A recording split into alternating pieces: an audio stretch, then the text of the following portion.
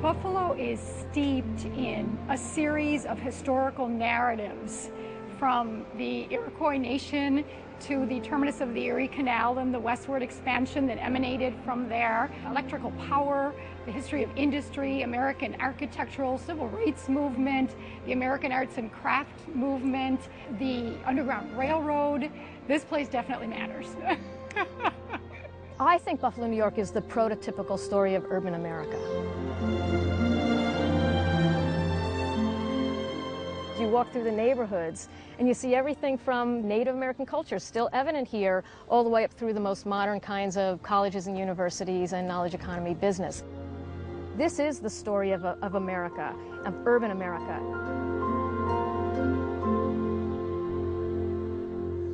We always talk about the three great American architects, H.H. Richardson, Louis Sullivan, and Frank Lloyd Wright. And Buffalo is only one of 2 cities in the world to have buildings by these 3 architects.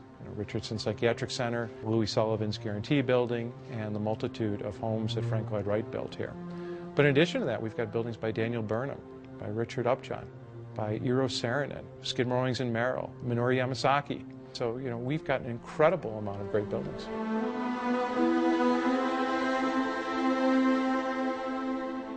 Buffalonians are so proud of the architecture that we have.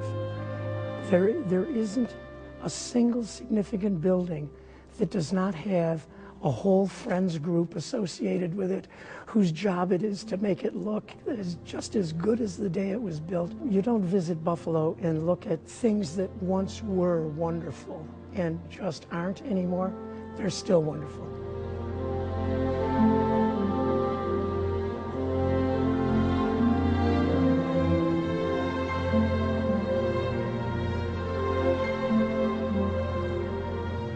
It's undisputed that Olmsted was the greatest landscape architect that this country has ever seen.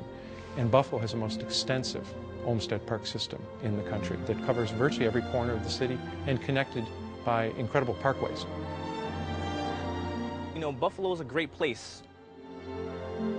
When you peel back some of the layers of the challenges that Buffalo is facing, you actually see that those challenges are opportunities. At a time where everywhere in America looks like anywhere in America, Buffalo has managed to embrace its place in history and to enhance and leverage its very significant natural, architectural, and historic resources to create a very unique space. You go and you visit some other places and everything's the same because everything's new.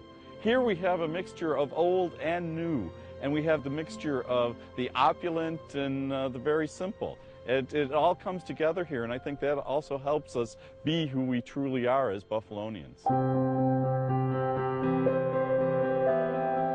So unlike the homogenized landscapes of America that we hear about so much in urban studies classes, this is a place that doesn't have any homogenization within the city. It remains this very original, vernacular, indigenous kind of place where people who came here, this is the way they developed because they were creating lives here. We have a strong connection to the golden age of Buffalo and what neighborhoods looked like before, and sort of caught in the struggle of the present to redefine them for the future. And I think the more that we invest in, these historic homes and neighborhoods, we can really do something special and magnificent. The conference for the National Trust is a defining moment to bring new eyes into this city, to bring new ideas to this city, to match them with existing ongoing work. You got magic in the making. October is a fabulous time in Buffalo. The weather is perfect. It's a great time to walk our streets. Every neighborhood has its own vibe and culture. If you go to Allentown, you'll have musicians in the street and you'll have open galleries you can walk into. If you go to the Elmwood Village, there is a beautiful parkway that cuts right through the street and fantastic cafes and patios. And downtown has its own nightlife scene as well that's, brighter and bigger and louder. Niagara Falls is a breathtaking natural wonder, and it also sits on Niagara Falls Park, which is the oldest state park in the country. It's a great place to come and have fun. The art galleries and the architecture and the food and the people. I think we are keenly aware of the rich legacy that we've inherited and feel that acute responsibility for preserving this wonderful place. Buffalo is a city of fighters. Anybody who knows the Bills' history knows that we won't give up no matter how long the odds are, right? We're a Thurman Thomas city, right? You keep those legs moving and then eventually something's gonna happen, right? The yards come inch by inch. The grassroots organizations that are around here and the preservation crowd, I think that's the mentality that we're using, is that inch by inch, yard by yard, we're gonna make a difference.